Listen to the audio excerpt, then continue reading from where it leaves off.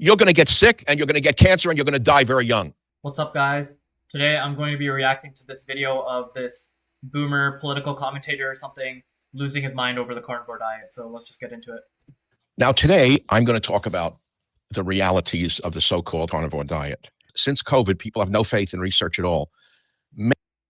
Well, maybe they don't have any faith in research or whatever after COVID for a reason. We all remember COVID, and we all remember that, people weren't, these researchers and whatever, weren't coming across as the most honest people on this planet. So mainly those who have never gone to college and studied actual research in the sciences, never mind the social sciences.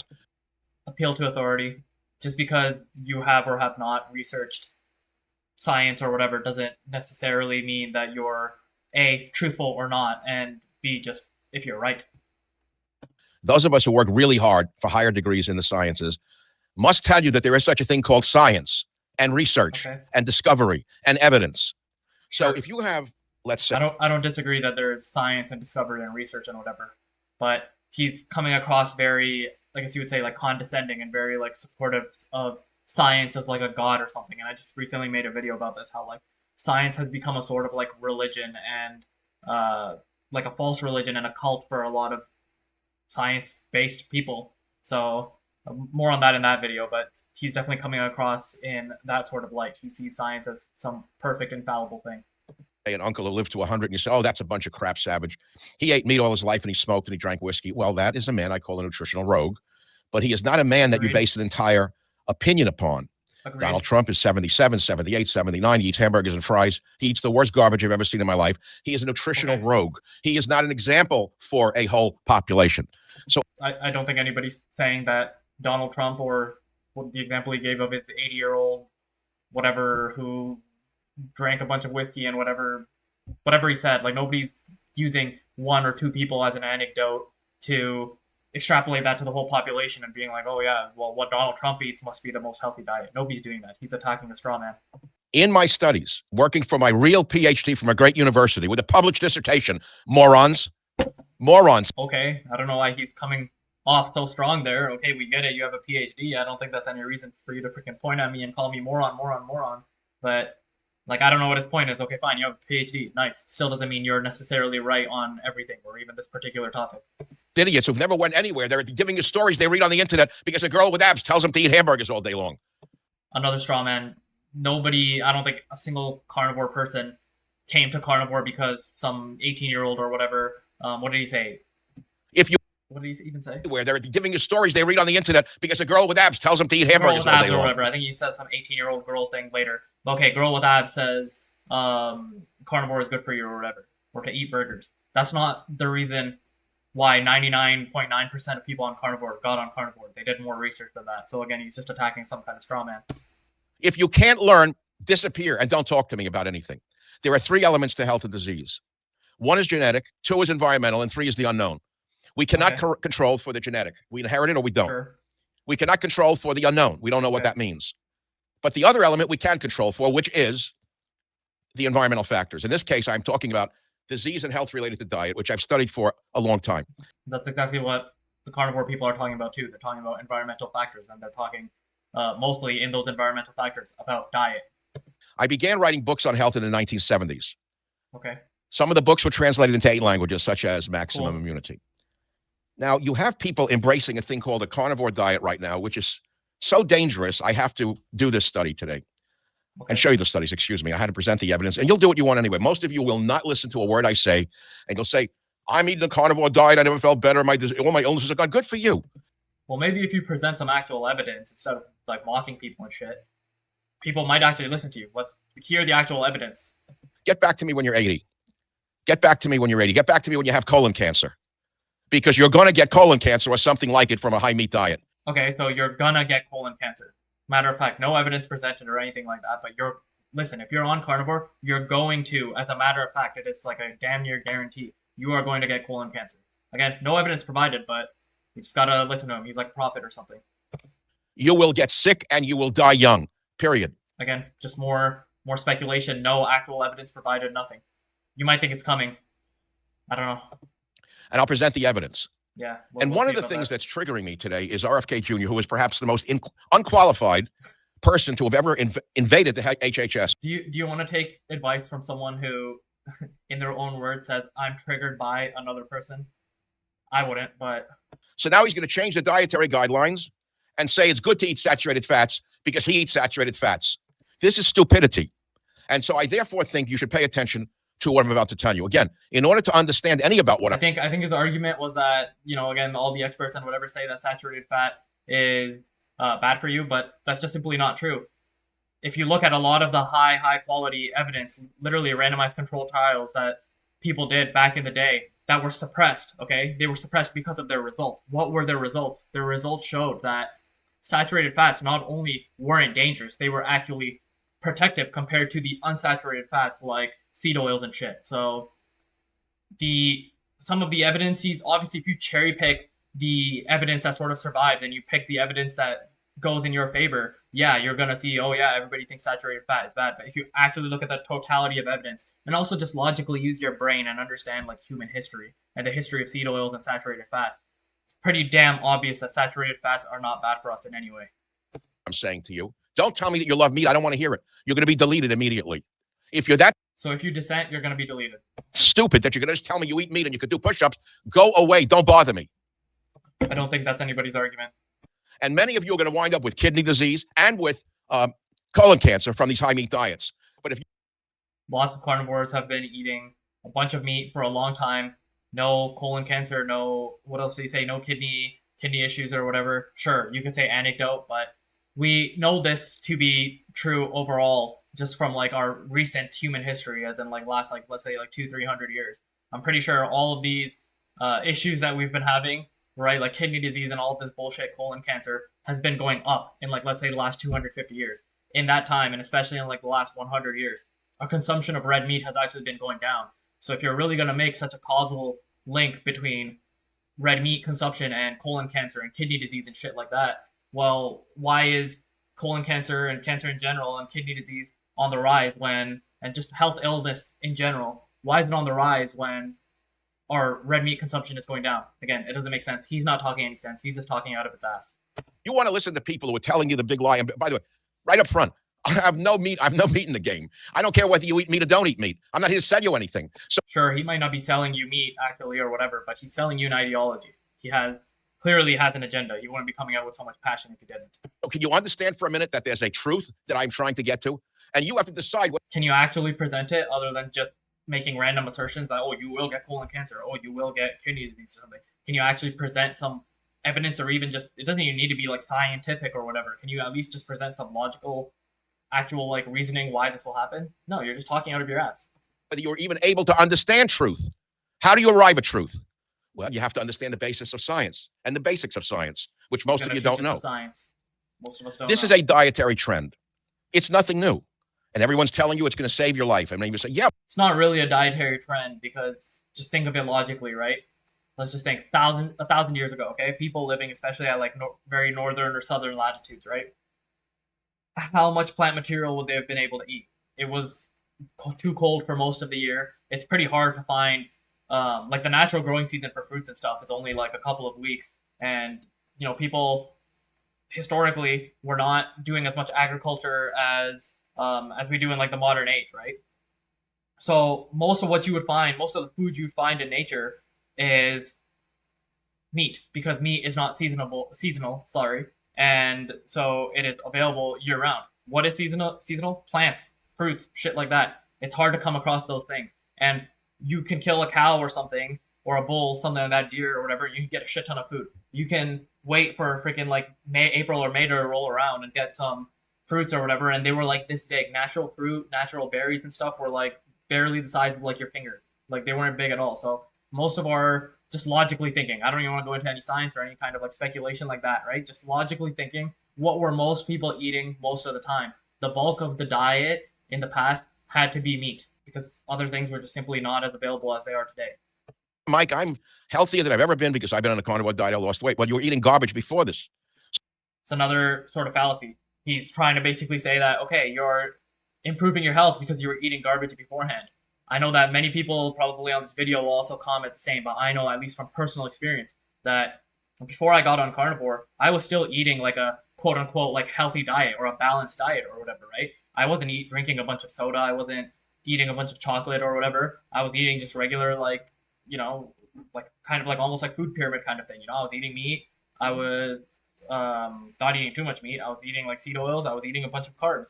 And I was having some fruits and vegetables, just like the food pyramid or whatever tells you. That's what I was doing. But when I switched to carnivore, I started to feel way, way better. So again, his sort of talking point doesn't really back up because it's predicated on the assumption that you're eating a shit diet. But most people are not eating a traditionally shit diet when they go on carnivore. They're already somewhat health conscious. Yet when they go on carnivore, they still get improvements.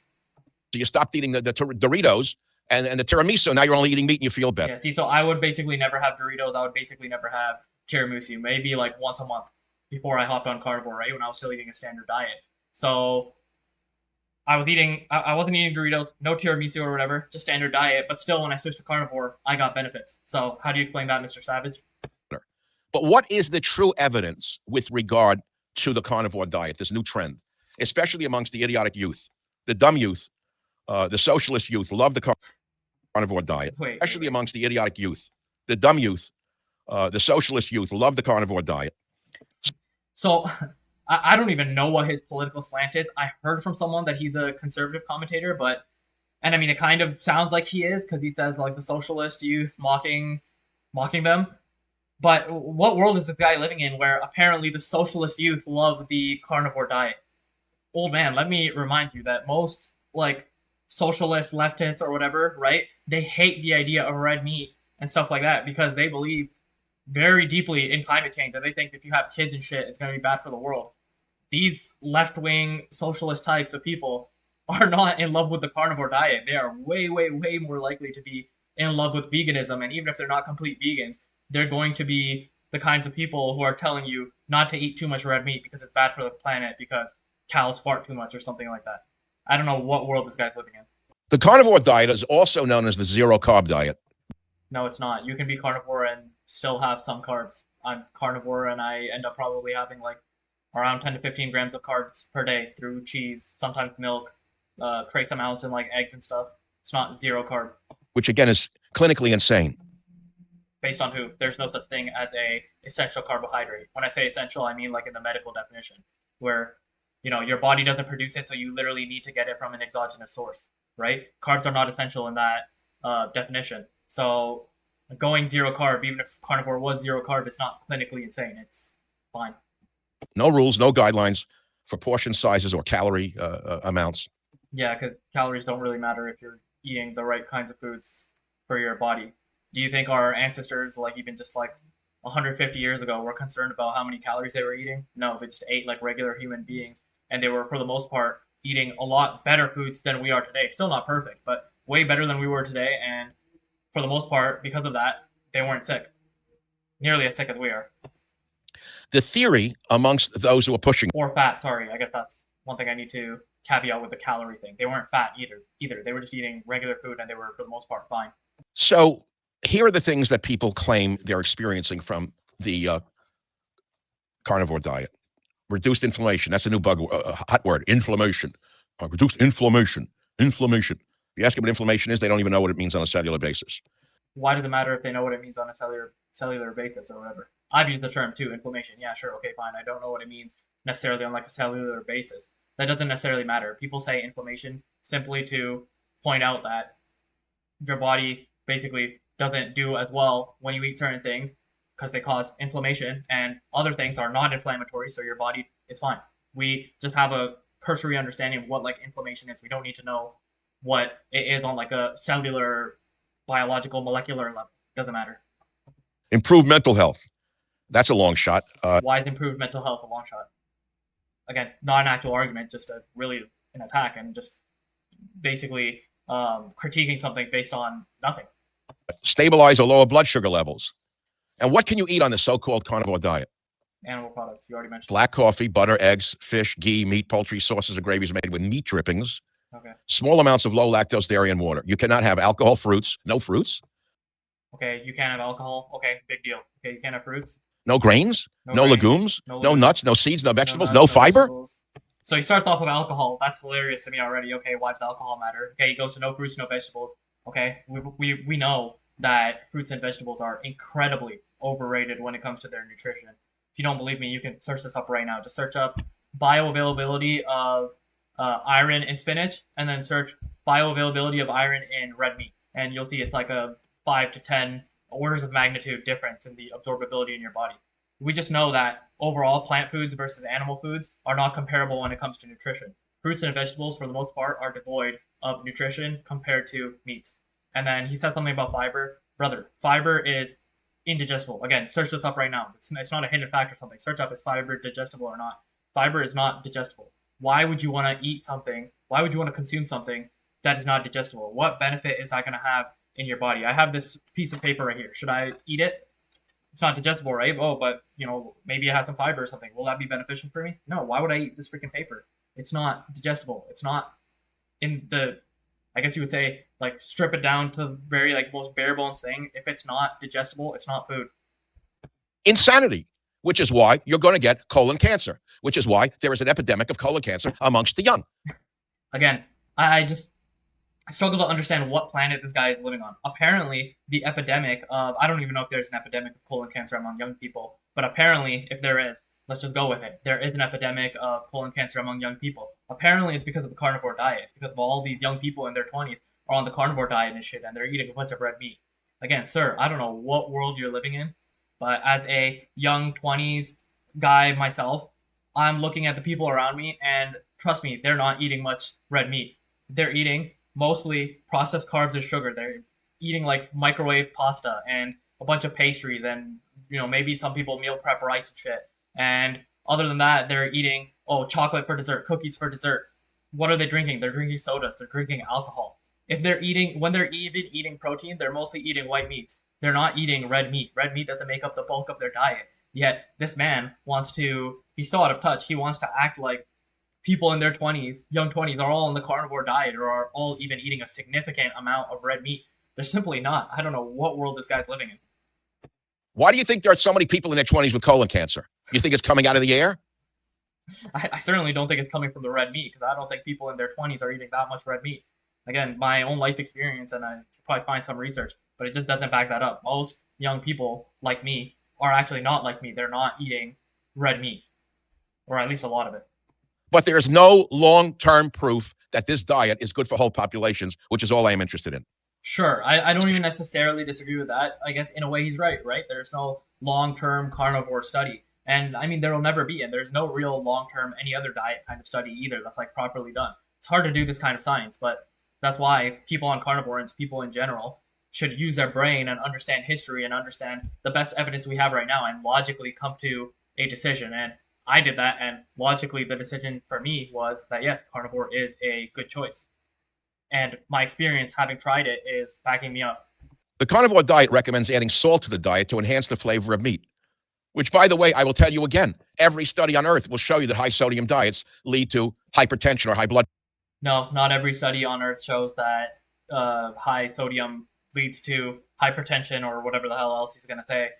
Do you know that sodium and salt is actually very important for your body? Salt is an essential nutrient. There are many vital functions that salt and sodium has in your body, whether it comes to just, your nerves firing properly, your muscles contracting, your digestive system, even I think like to do with heart health, like regulating the way your heart beats and stuff like that. Salt is pretty important, and if you really look into it, it seems that the body is better poised to deal with excess salt levels than it is to deal with a salt deficit. So even if, let's say, salt is bad for you, you're still better erring on the side of let me have too much salt and then just piss out the excess than to have too little salt. Your body cannot do well with low salt because, again, salt is an essential nutrient. And as I mentioned earlier, carbs are not an essential nutrient. Pressure, whether these are epidemiological studies, every study shows the same thing, and all salt is salt. Sodium is. Epidemiological studies are trash. It's just basically like, oh, okay, well, it was a hot day and a lot of people bought ice cream, and on the same day, a lot of people also had heat stroke. Oh, ice cream must cause heat stroke. It's basically, trying to say that correlation equals causation, and we know that's not how shit works. So again, epidemiology, I don't care. And it's probably one of the most unsafe diets on the planet, Based on not only because of the long-term effects, which are, but because of the effects upon the planet itself, which I don't want to talk about because then we're going to walk into the eco area, which of course most of you will reject because you're all MAGAites. Just as an aside, I'm really struggling to understand what his political affiliation is. I don't know if he's left, right, center. I don't know what the hell he is. I mean, I don't know. Again, I'm not well versed in politics or whatever and what RFK is doing, but if this guy really in the year 2025 still thinks that saturated fat is bad for you, there's really nothing more to say. Like, case closed, pretty much. Red meat clearly increases the risk of colorectal cancer. Okay. Why? Apparently. Because it may spur inflammation. Okay, apparently. A new animal study, which you haven't heard about on Instagram, published in the Proceedings of the National Academies of Sciences, which is a very legitimate publication. Very legitimate. Appeal to authority. When people eat foods that contain NEU5GC, such as in meats, we produce antibodies that react to NEU5GC, which triggers inflammation. Previous research has shown relatively high amounts of NEU5GC in cancerous tissue.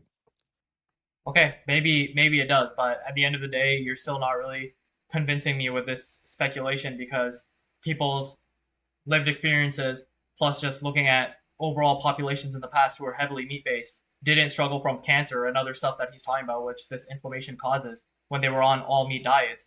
And people who are not on all-meat diets and eating a lot of standard diet bullshit with a lot of carbs and stuff, they get more of this stuff. So maybe there is something that is inflammatory in meat. I'm not saying meat is like a perfect food. Maybe it's not, But at the end of the day, I still think it is way, way, way better than eating a bunch of carbs and seed oils and shit.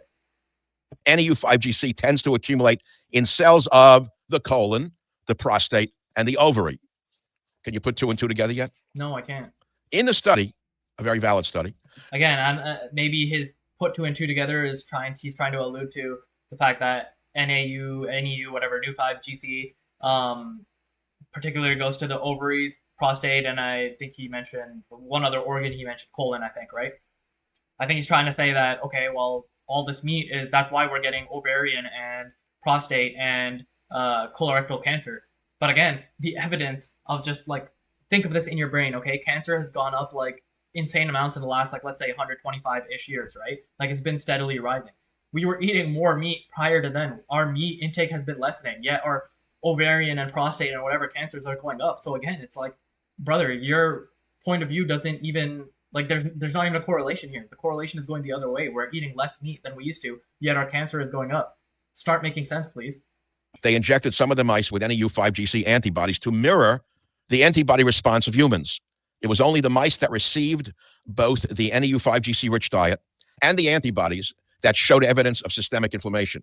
Next, they fed a group of specialized mice either a new NEU5GC rich diet or NEU5GC poor diet. That was the control group. The mice were prone to developing liver tumors and immunized against NEU5GC to mimic human-like NEU5GC immunity and the antibody response.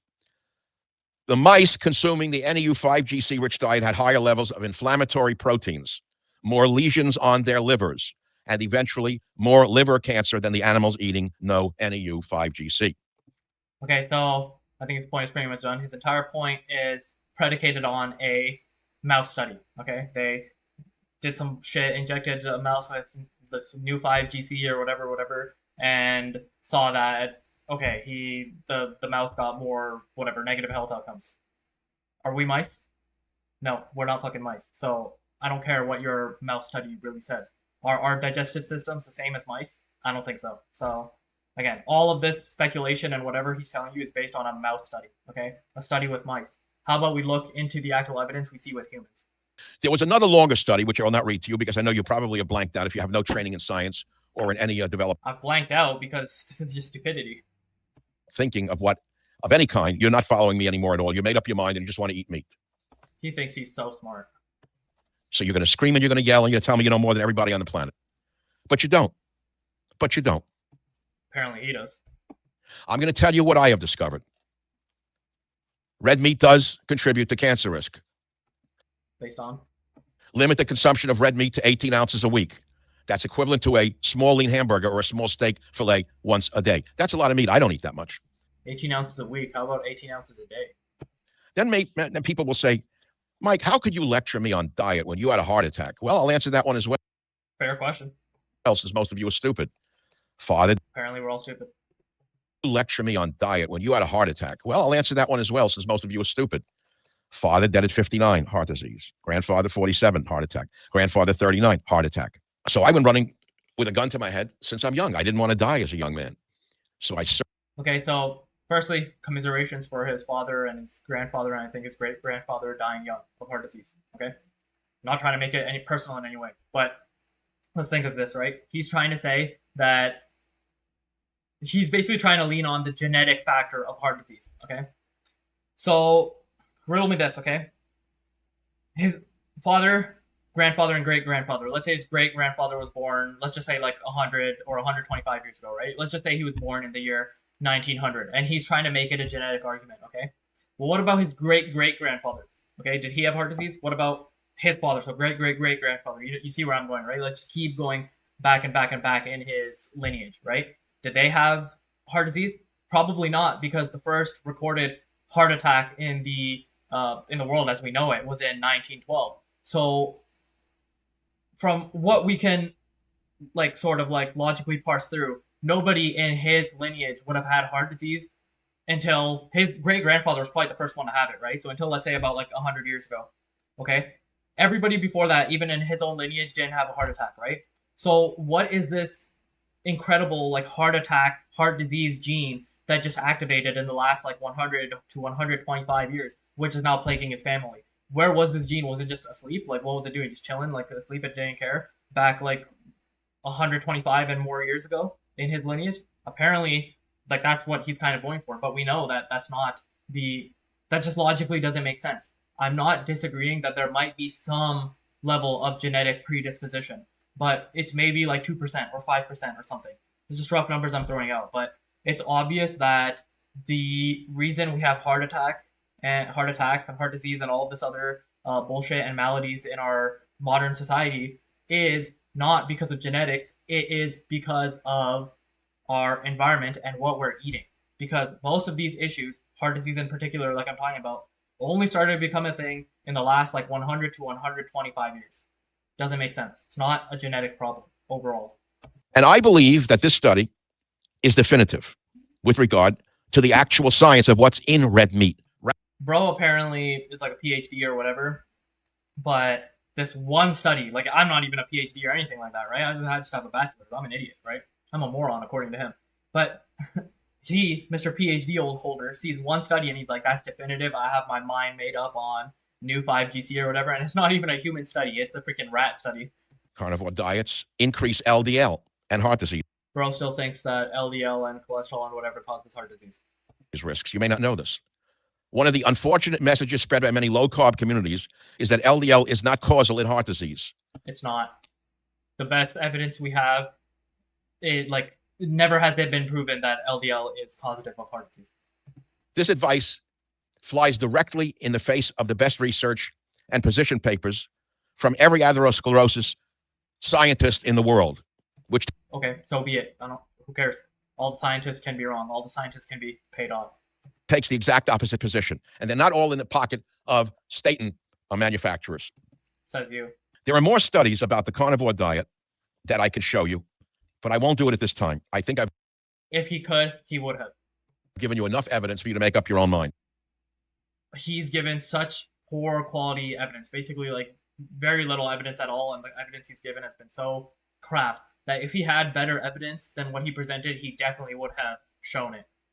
And again, before I leave you on this subject, I have much more to say. I have many, many more studies, more science. Show us then. Many more science studies about the dangers of the all-carnivore, all-meat diet that you're not reading about on Instagram, but you know everything about science and medicine because a girl with a good body who's 18 years old has told you how great she's doing on steak. Mm-hmm. Again, fallacy. Like, everybody hopped on carnivore diet because they saw some 18-year-old doing a thirst trap with some steak in her hand or something with a good body. That's not how or why most people came to the carnivore diet. Most people actually did proper research, okay? Looked at not just random 18-year-old girls on TikTok talking about carnivore diet. They looked at content from like Dr. Anthony Chaffee, Dr. Sean Baker, stuff like that. I'm appealing to authority a little bit here too, but at the end of the day, they are doctors. And most of all, I think I can say with confidence that carnivores actually use their brains and logically parse through what makes sense and what doesn't, and eventually came to the conclusion that, okay, the carnivore diet does make sense. That's probably why they hopped on it, and because I'm saying that because that was my thought process in going onto the carnivore diet. Now you're going to tell me what the cavemen eat. You're not a caveman, you schmuck. Or you're going to read some guy who committed suicide by banging into a wall who told you that the Eskimos ate blubber and they did great.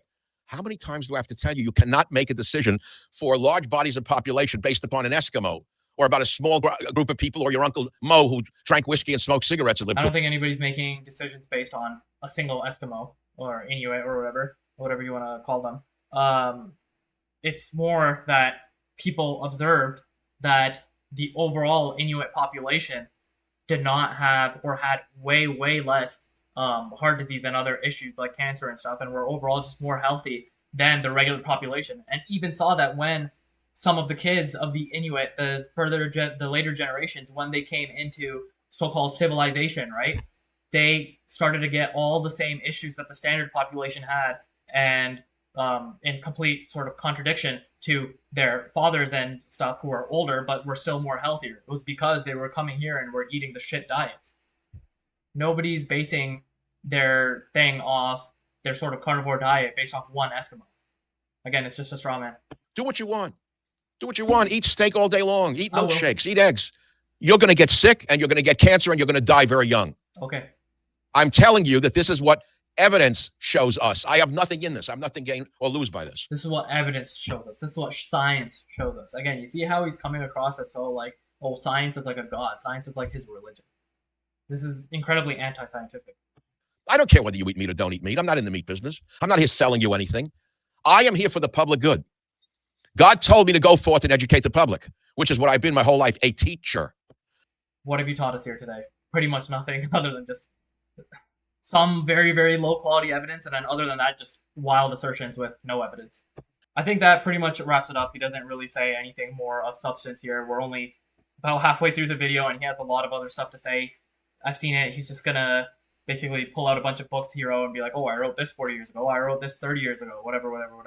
Appeal to authority. I don't care. In the first 18 minutes, you've clearly shown us that you really don't know what you're talking about. You presented one really instance of like very poor quality evidence, and then apart from that, just made a bunch of assertions and really done nothing of note. So I guess with that pretty much concludes the video. This was a boomer political commentator losing his mind over the carnivore diet and convincing you to go off the carnivore diet very unconvincingly, I must say. So if you found this video interesting or entertaining in any way, please consider liking it and subscribing to the channel.